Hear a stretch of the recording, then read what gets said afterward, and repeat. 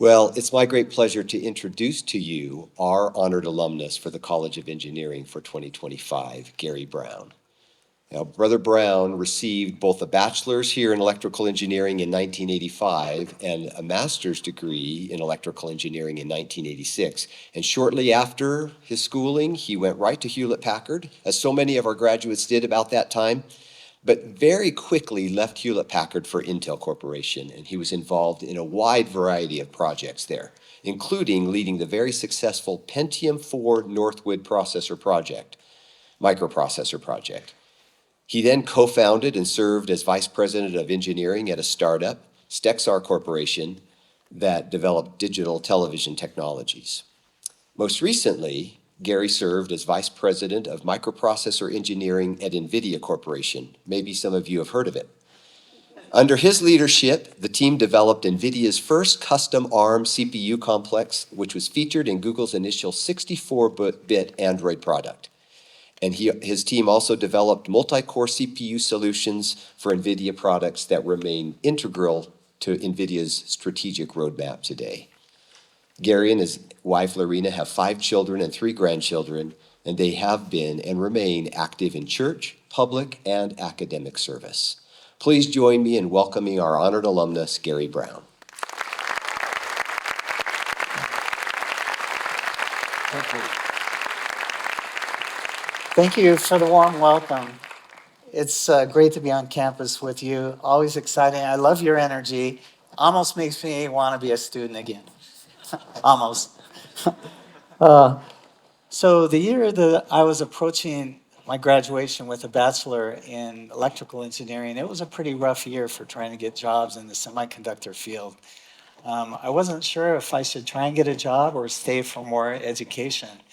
And so I had already spent 6 years in undergraduate work, and school was getting a little old, and we had our first baby on the way, and I was kind of feeling the pressure to get a job. Well, something inside,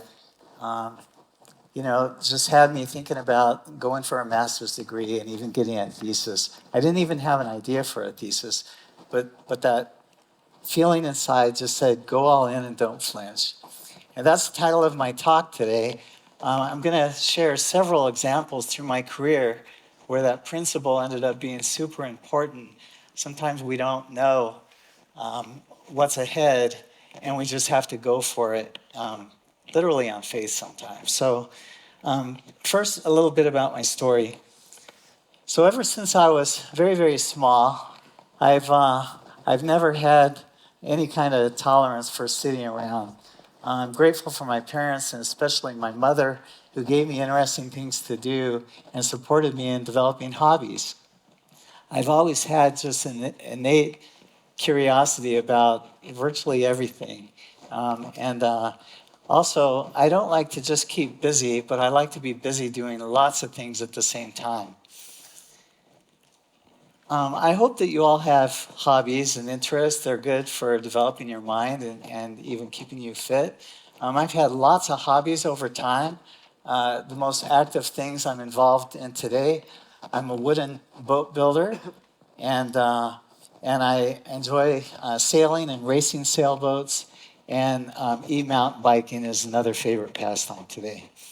Well, when I graduated from high school, I attended a junior college in the Los Angeles area, and I wasn't sure what to major in. Maybe some of you are still trying to figure it out. So I took lots of classes in all kinds of different things, and it wasn't until even late in my second year of college that finally in an engineering forum similar to this, I just went, that's it. I want to be an electrical engineer. Well, in the meanwhile, I had just become active in a young single adult ward, and my bishop invited me in, and he said, Gary, I think you should serve a mission. And I thought I was kind of beyond the time for that, but I gave it some thought, and in the moment, once again, I didn't flinch. And so I served a mission in Uruguay, and it was a wonderful experience. And it was on that mission where I learned some important pieces of my education that ended up serving me well. In particular, acting on promptings that you get when you don't know where they're leading, but when you just feel compelled to go and do something, to act on faith. So I came back from my mission and transferred all my credits here to BYU, and I worked on getting accepted into the electrical engineering college there. It was when I took my first computer programming class and a digital design course that just lit me on fire, and I knew I wanted to design microprocessors for a living. And so one of the projects I worked on was this, my very first chip I ever did. It was this very small 300 device chip. We had it fabricated outside, and it came back and it worked, and I was all excited. Well, I'll tell you, that extra year that I spent getting a master's degree and doing that thesis ended up being critical for me getting that first job. So here's just a quick summary of my career from 300 transistors up to my last chip at NVIDIA, which had about 9 billion devices on it. So as you heard, I had a short time at HP. I'll tell you about that. I joined Intel. The late 80s and 90s were just an awesome, wonderful, fun time to be at Intel Corporation. Transistor counts were doubling every couple of years. We hadn't run into the power wall yet, and so there was a lot of really fun microarchitecture. I worked on one of the very early superscalar machines, which is multiple execution, and just get a quick drink.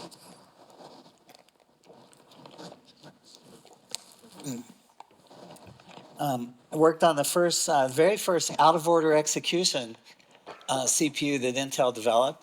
And I worked on the Pentium 4, a couple of generations of that, where we had the first hyper-threaded machines. And then, as you heard, I went off and co-founded a startup company. That was funded by AMD, Advanced Micro Devices. And we were doing this digital TV chip with a very, very low power custom CPU.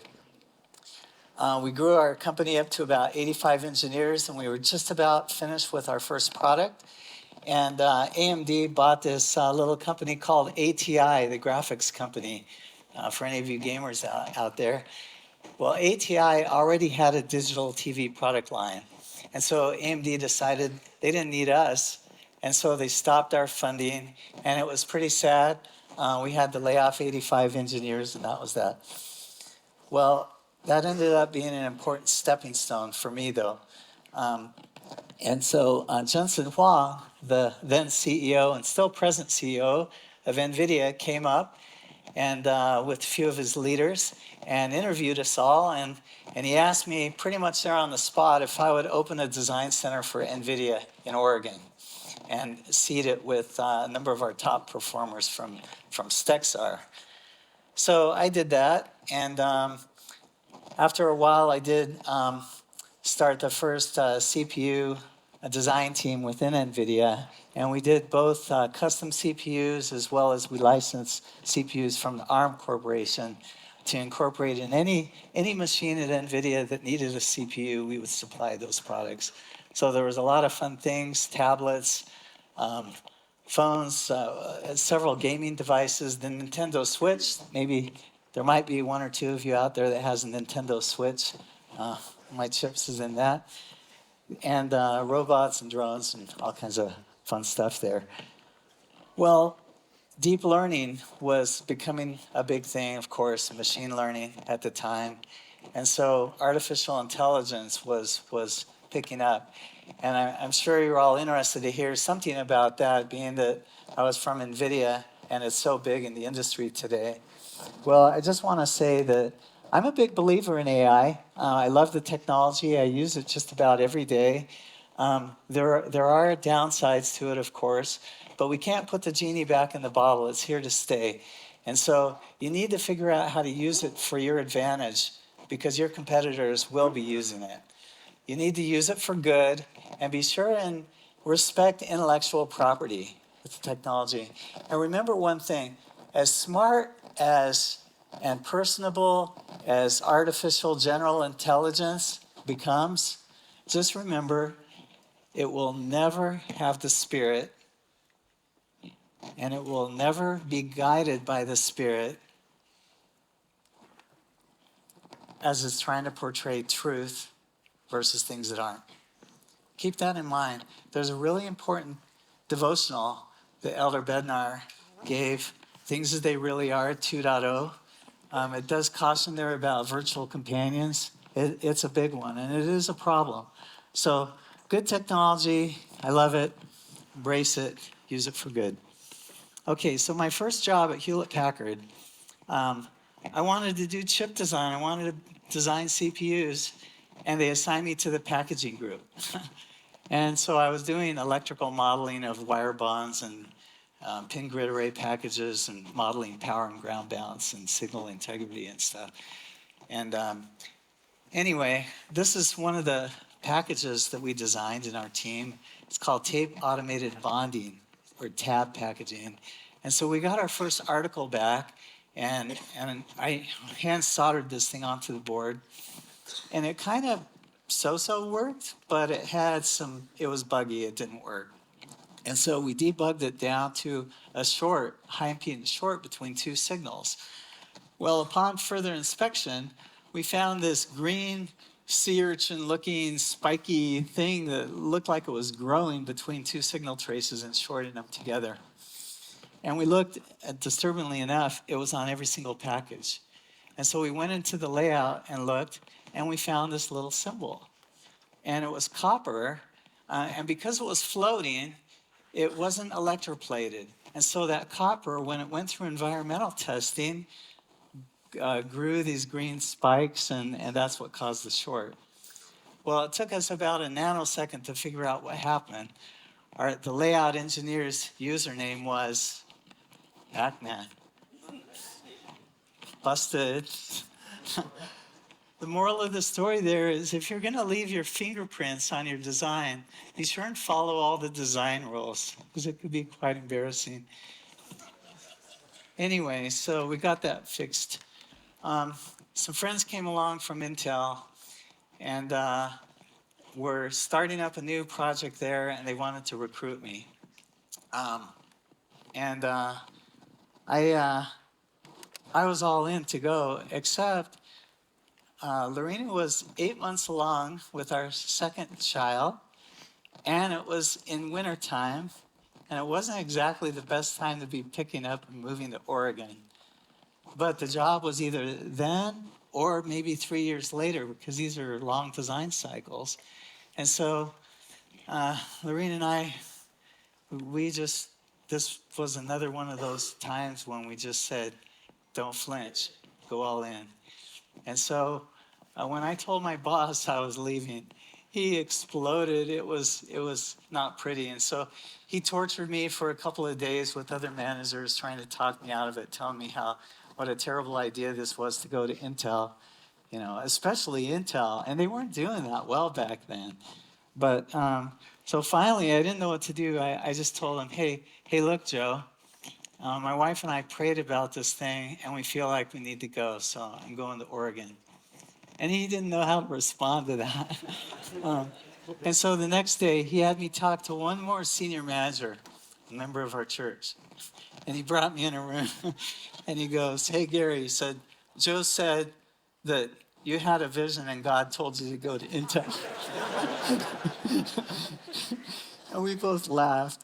And he goes, I understand. He goes, hey, you can always come back to HP if it doesn't work out there. He said, good luck.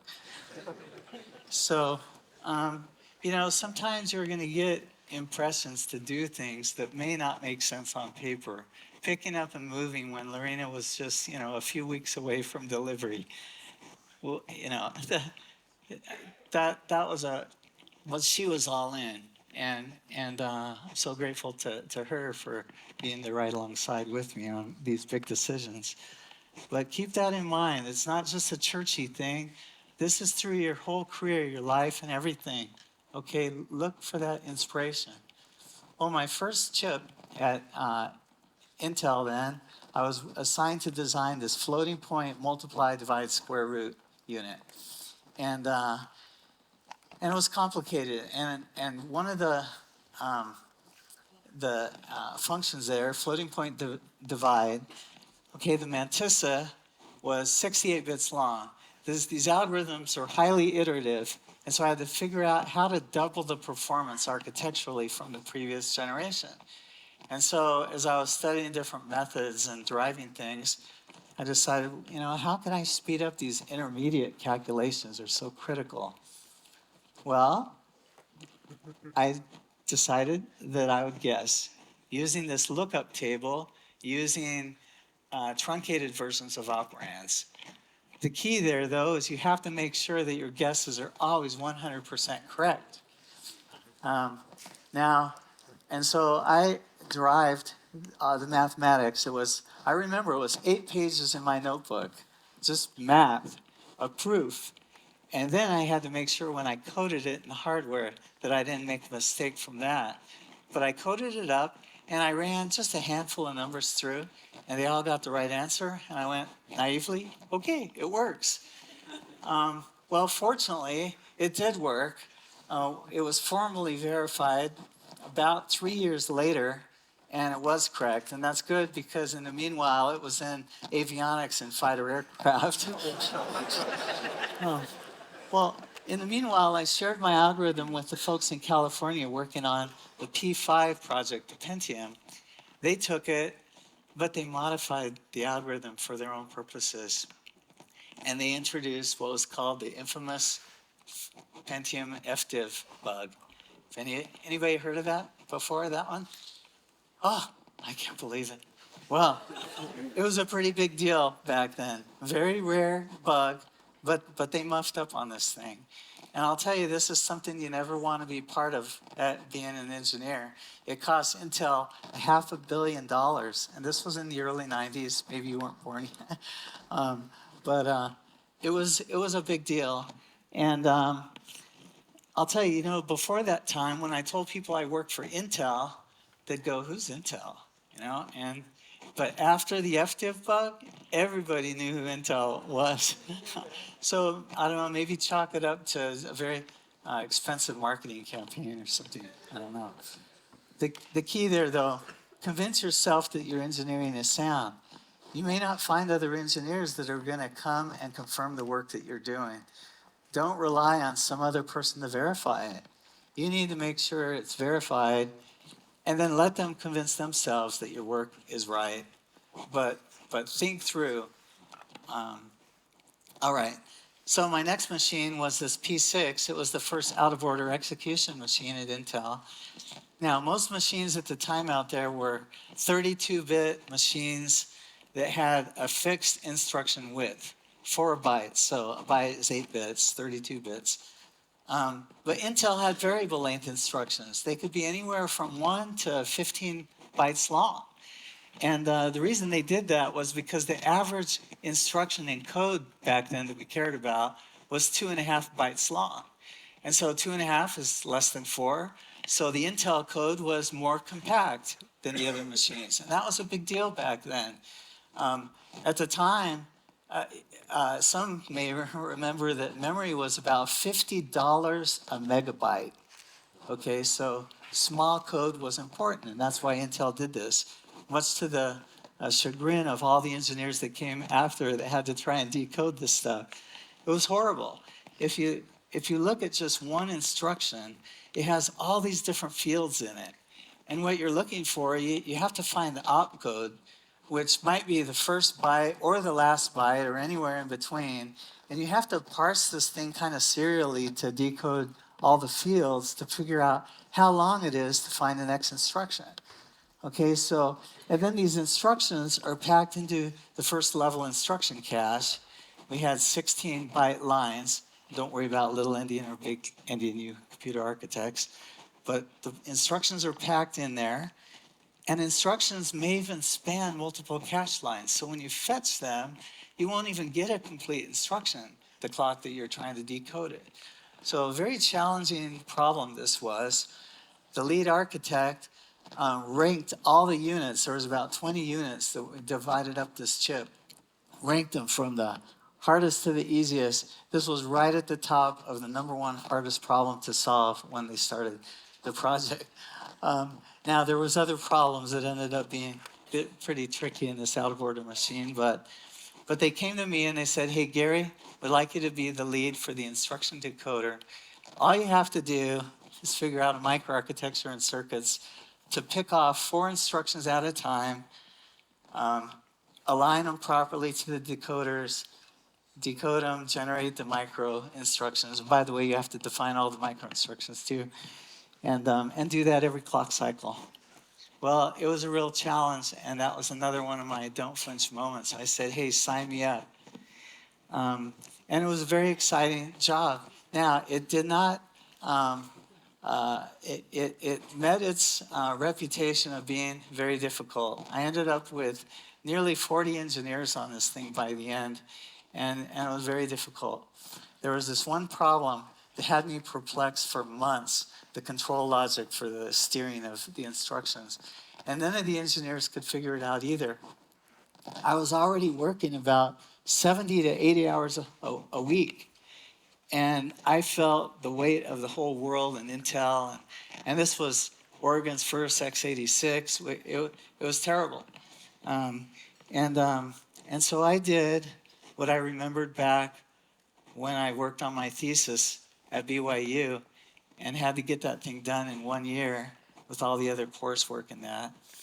I took it to the Lord like Nephi did when he built a boat.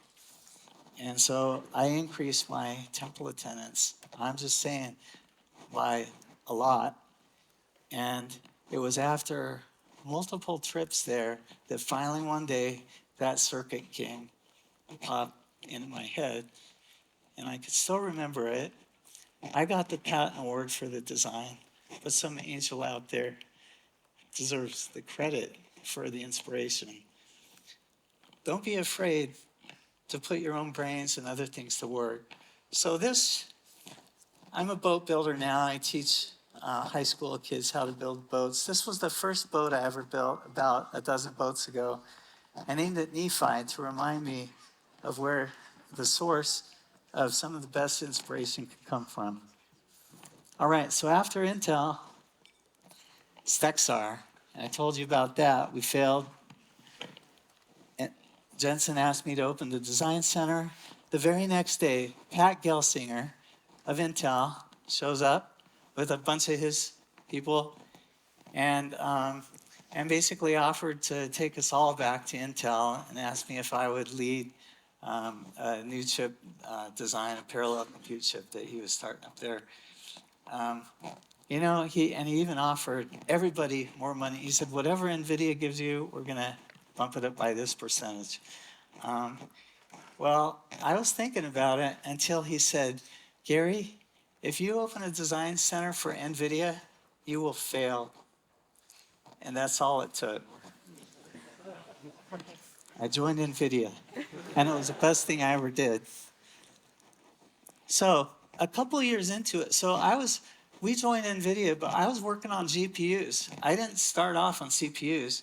I had a team of over 300 at Intel as a manager by that point.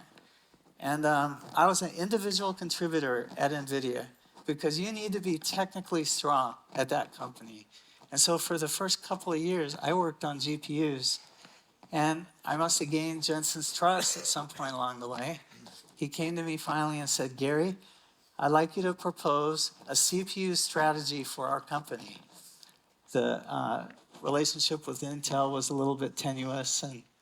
And so I got together with Daryl Boggs, another BYU grad, who was our lead architect from Stexar, and a couple other guys. And we came up with an architecture, a binary translation machine that was kind of similar to GPUs, where you have a hardware and then you have the software driver layer around it. Very flexible. It would allow you to enable or disable features. We could optimize the instructions internally on the fly and issue up to 7 instructions per clock. I had this exercise I always did where right before we finished a product, I'd bring all the engineers in a room I'd say, okay, what are your worst nightmares when silicon comes bad? And I'd get them, and we'd just fill up the whiteboard, biggest one we could find with all these things. And then I would assign names to every single one of those things, people in the room. And I'd say, your job now is to make sure either that doesn't happen, or if it does, there's a workaround for it. And that ended up being critical. So our schedule, this was, I took a 9-month schedule. This is our very first custom CPU NVIDIA ever did, and it started with just me. And I had to grow a team and all the stuff and validation suites and everything. And I took a 9-month schedule from silicon to production, which at the time, Intel and AMD, they were doing 1 year to a year and a half, okay, for the same kind of thing. 9 months was super aggressive. Well, about right as we were approaching the time to get our first chip manufactured, Apple dropped a bombshell on the industry. They announced a tablet with 64-bit, a 64-bit processor inside. Well, Google was stunned. Google is the author of Android operating system. They only had 32 bits, and they didn't have 64 bits on their roadmap. And they went to ARM, and ARM said, hey, our 64-bit machine is in development, but we're at least a year and a half out. We were actually ahead of ARM developing the first 64-bit, working closely with them to make sure we were compatible. But so we got our silicon back right before Christmas, and then within 24 hours, we booted Android. Things were looking good. Jensen came about a week later and said, hey, Gary and Daryl, we were together on this. I'd like to demonstrate this chip at CES, the Consumer Electronics Show in Las Vegas this week. And with Google needs to pull their schedule in 3 months. So would like to commit publicly to a 6-month schedule. Okay, talk about a don't flinch moment. And he asked me, can you do it? And, you know, I didn't have any reason to say no. In the industry, we say fear, uncertainty, and doubt, FUD. You know, we had all these workarounds, things were going good, so I said yes. It was the biggest don't flinch moment of my career. And I'm happy to say we actually pulled it off. We beat out Intel, who wanted to convert Android over to the Intel architecture for the development. But we pulled it off. We were their development vehicle and in their first product. So that was pretty cool. We did it because we anticipated disaster and because we put in place measures to anticipate, to work around any issues that would come up. Keep that in mind. And I know this talk, we're talking a lot about chips here, but these principles apply to any discipline out there. I hope you're taking notes. I'll have a summary slide here in a minute that you can look at. Okay, this slide, if there's anything you take from this talk at all, be sure and capture what I'm trying to convey in this slide. It is super, super important. I call it team efficiency slide.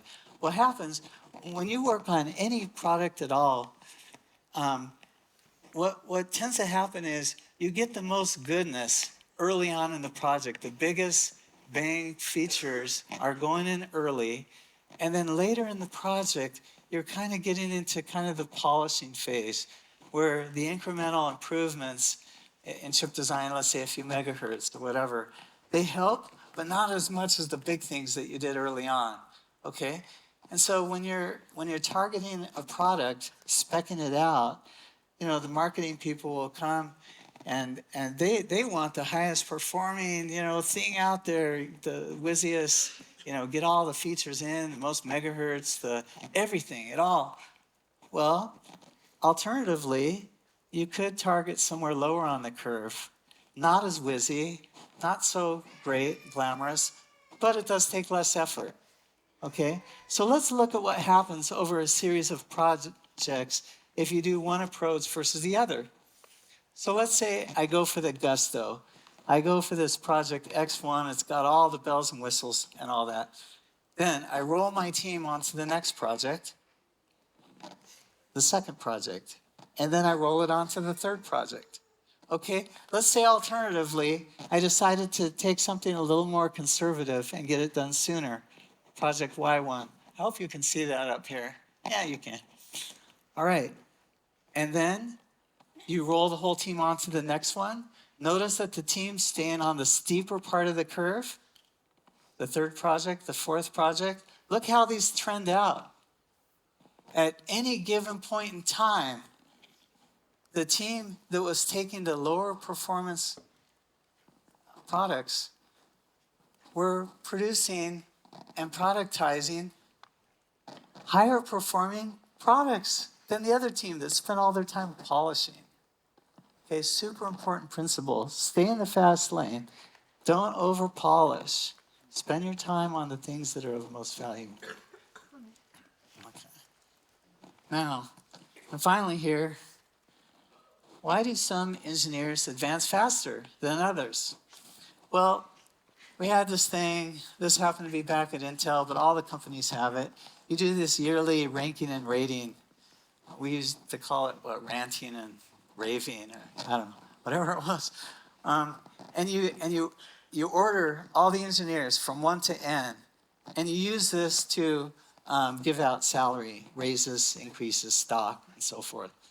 Well, I was about 5 years into, we had hired about 100, I don't know, more than 100, 130 new college grads for this one big project we were working on.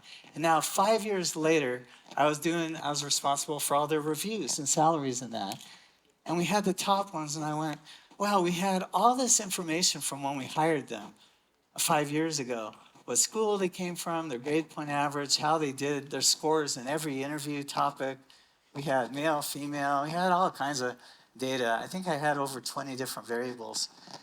And so I plugged them into this statistical package called JUMP, JMP, maybe you use that. It's a really great tool for engineering. I wanted to see if any of these factors correlated to their rank as an engineer 5 years later. And so I plugged it in JUMP. Here's the graph I got back. It proved there was actually no correlation statistically. It didn't correlate to any of these factors. It just did not matter 5 years later. Well, is that true? It turns out that all those things were what were needed to get you the job in the first place. And you needed to have technical competence, okay, all along the way. You need to know your stuff, just like at NVIDIA. Jensen needed, to prove me out that I could still design chips and that. And before you get, too much into the management thing or whatever it is. But these are all the things that differentiated the engineers who were at the top of the list. Look at all these soft skills. These things are so, so important. And these are things that you can learn right now while you're at BYU in school.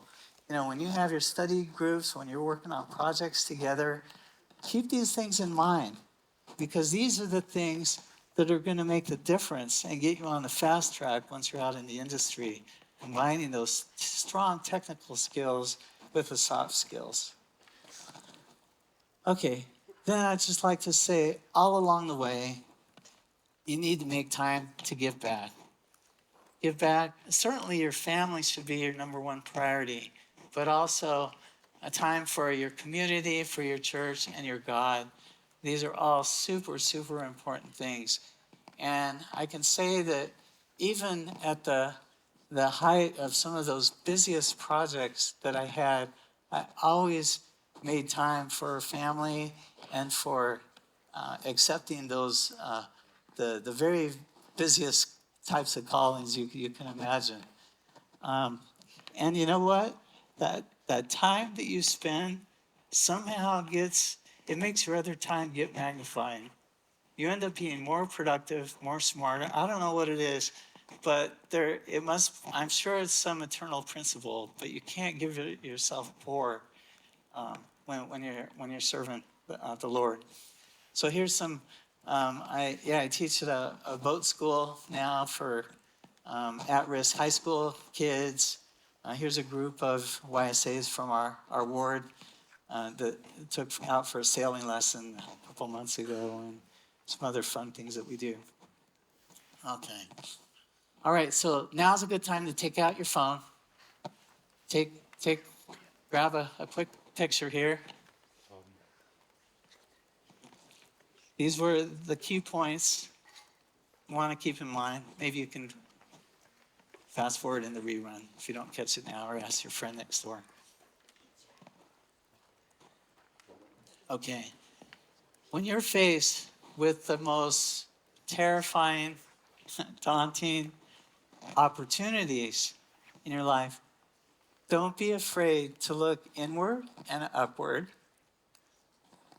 Don't flinch. And if you have that feeling that you should go for it, then do it. You don't have to have all the answers up front, how you're going to pull it off. I never did, actually, in any of these things. But say yes first and ask questions later. And I'll tell you that chain of events in my life is what was super important. You will pull off the miraculous and even the seemingly impossible when you do that. There is a scripture that does kind of show this principle. It really does work. And I got to just take one last second here and say, probably the most important and biggest don't flinch moment in my life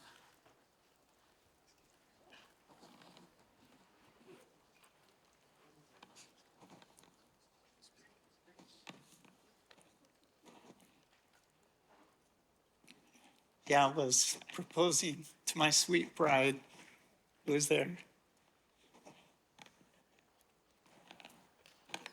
by my side, many of these decisions, and I'm grateful.